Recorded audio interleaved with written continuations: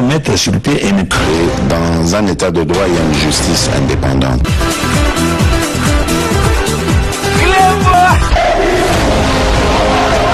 Ce n'est pas pour rien qu'il faut des conseils.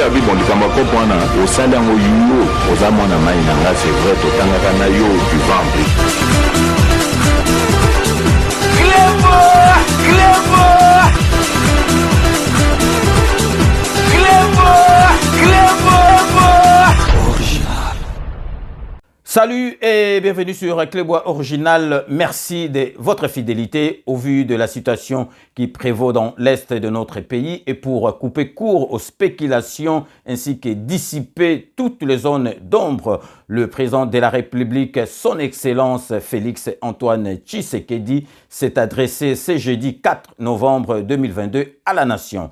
Adresse au cours de laquelle le chef de l'État a fait appel à la mobilisation générale.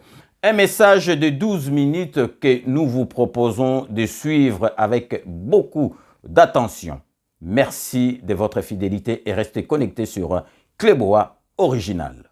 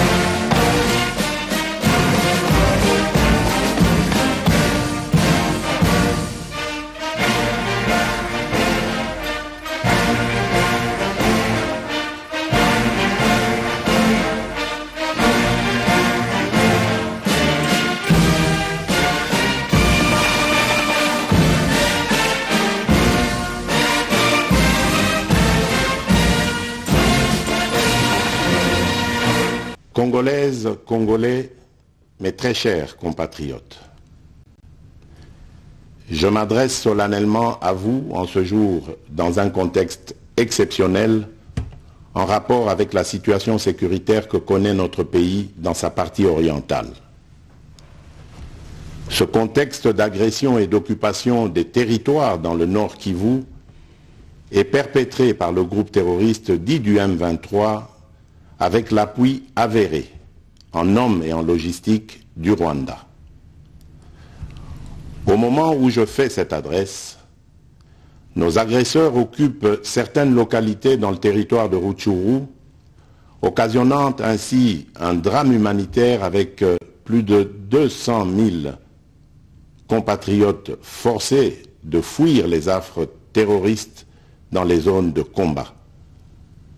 Ils se retrouvent en dehors de chez eux, sans logis, sans nourriture et sans soins. Des instructions précises ont été données au gouvernement pour leur rassemblement et leur prise en charge. Au-delà de ces efforts, j'en appelle à un élan général de solidarité pour alléger leur fardeau. Certes, cette situation n'est pas nouvelle. En effet, depuis plusieurs décennies, des groupes armés nationaux et étrangers écument l'Est de notre pays en y commettant des atrocités innombrables sur fond d'exploitation illégale de nos ressources naturelles. C'est ainsi qu'à l'occasion de mon avènement, j'avais été amené à prendre l'engagement devant la nation de rétablir au cours de mon mandat la paix et la sécurité là où elles sont compromises et de les consolider là où elles existent. Sitôt dit, sitôt fait, j'ai sans délai et de bonne foi commencé à développer, notamment avec tous nos 9 pays voisins une diplomatie de proximité en vue d'établir avec eux des relations de coopération franches, transparentes et de caractère gagnant-gagnant. Avec l'Ouganda, par exemple, nous sommes allés jusqu'à décider de mutualiser nos forces armées afin de combattre ensemble la nébuleuse des ADF, une milice d'origine ougandaise qui cependant n'opère que dans le Nord Kivu. Et aussi, nous avons lancé 2 projets de construction de routes transnationales. Avec le Rwanda, un mémorandum d'entente a été signé dans le commerce de l'or avec une entreprise nationale. Une ligne aérienne a été ouverte à la compagnie nationale rwandaise dans notre pays et un accord de non-double taxation a été signé. Malgré cela, ce pays va nous surprendre en réactivant les terroristes du M23. Alors qu'il avait été défait par les armes en 2013, le M23 va refaire surface en prenant notre armée à court, notamment à Bunagana, cité qu'il occupe depuis le 13 juin 2022. En effet, sous la fallacieuse accusation de soutien des FARDC au FDLR, le Rwanda a en réalité des velléités expansionnistes, avec comme intérêt principal l'appropriation de nos minerais, et pour ce faire, il s'active à déstabiliser l'Est du Congo pour créer une zone de non-droit en vue d'assouvir ses appétits criminels. Pour faire face à cette situation, 2 options s'offraient à nous, la diplomatie ou la guerre. J'ai résolu de privilégier la première option, quitte à en venir à la seconde, faute de résultats. L'option diplomatique a donc été mise en œuvre.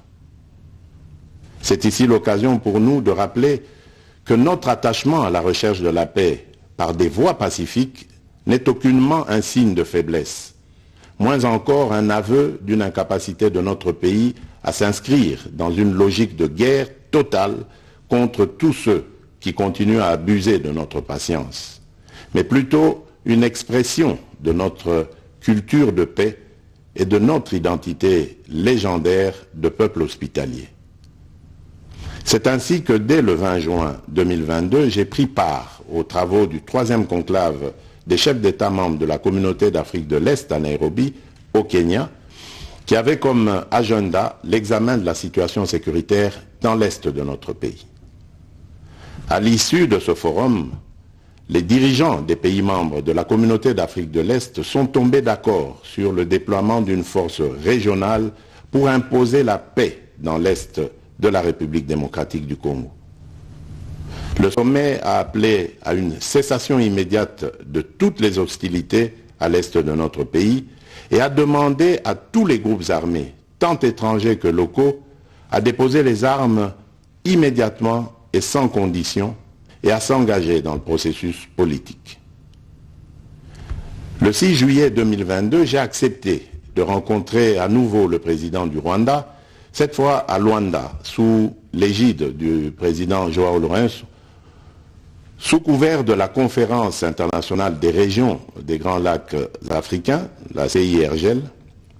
Il en est sorti une feuille de route qui stipule entre autres objectifs normaliser les relations politiques et diplomatiques entre la République démocratique du Congo et le Rwanda.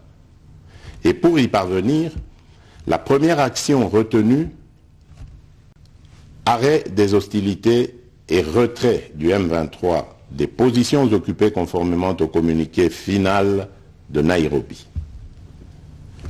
Une fois de plus, aucune avancée sur le terrain de la paix attendue par notre population n'a été observée. La dernière activité diplomatique en date a été la rencontre avec le président Paul Kagame autour du président français Emmanuel Macron et à l'initiative de ce dernier en marge de l'Assemblée générale des Nations unies à New York. Ici également, pour l'essentiel, il a été acté le principe d'un cessez-le-feu immédiat et du retrait inconditionnel du M23 des positions qu'il occupe, toujours sans résultat tangible sur le terrain. Mes chers compatriotes, comme vous pouvez le constater, malgré notre investissement et les efforts fournis dans cette optique, la paix et la sécurité ne sont pas au rendez-vous. Garant de l'indépendance, de l'unité nationale et de l'intégrité territoriale, je réitère mon engagement constitutionnel de défendre la patrie jusqu'au sacrifice suprême. Mes très chers compatriotes, ne doutons jamais qu'ensemble réfléchis et engagés, nous puissions changer le monde. À vous, nos vaillants soldats, vous qui avez pris l'engagement de servir sous le drapeau, je vous invite ici au sens élevé du patriotisme en ce temps particulièrement exceptionnel de notre histoire, de défendre notre pays, de protéger l'intégrité de son territoire et d'assurer la sécurité des Congolaises et des Congolais contre toute agression ou attaque d'où qu'elle vienne. À vous, mes très chers compatriotes, la guerre qui nous est imposée par nos voisins exige de chacun de nous des sacrifices. C'est le moment de taire nos divergences politiques pour défendre tous rassemblés notre mère patrie. Notre histoire et notre marche commune ont sans cesse démontré que loin de s'effondrer, notre nation et son peuple ont toujours relevé ce genre de défi et nous en sommes toujours sortis victorieux. Restons tous unis et solidaires derrière nos forces de défense et de sécurité. La situation actuelle, loin de nous affecter, n'est qu'une épreuve de plus que nous allons surmonter pour raffermir davantage notre unité. Au-delà de tout clivage politique, idéologique, religieux et tribal, la défense de la mère patrie est le seul objectif qui doit nous unir en ce moment. Le pays nous appelle. La nation a besoin de l'engagement de toutes ses filles et de tous ses fils. Je vous appelle à ne pas céder aux propos xénophobes et autres discours de haine ou de stigmatisation des communautés rwandophones, dont l'asservisseur se sert pour faire du chantage et de la manipulation. Tout acte allant dans ce sens sera sévèrement puni. En réponse à la forte demande de la jeunesse, j'invite celle-ci à s'organiser en groupe de vigilance en vue d'appuyer et d'accompagner et de soutenir nos forces armées, nos forces de défense dans l'accomplissement de leur noble mission. C'est ici l'occasion de mettre en garde tous les traîtres civils ou militaires et autres brebis galeuses qui servent les intérêts de l'ennemi. Ils seront exposés à la rigueur de la loi en ayant le juste châtiment que mérite ce genre de comportement. En outre, tout en renouvelant mon appel lancé à nos jeunes qui en ont la vocation de s'enrôler massivement dans nos forces armées. Je réitère l'instruction faite au chef d'état-major général d'accélérer à cet effet la mise en place de centres de recrutement à travers les 26 provinces que compte notre pays. Chers compatriotes, nous devons ensemble avoir conscience que nul autre que nous-mêmes ne viendra sauver notre nation et que cela exige de chacun de nous une mobilisation tous azimuts. Que Dieu bénisse la République démocratique du Congo. Je vous remercie.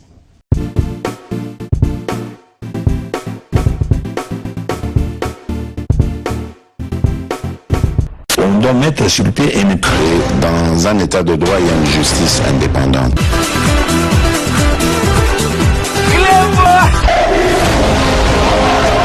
Ce n'est pas pour rien qu'il faut des conseils.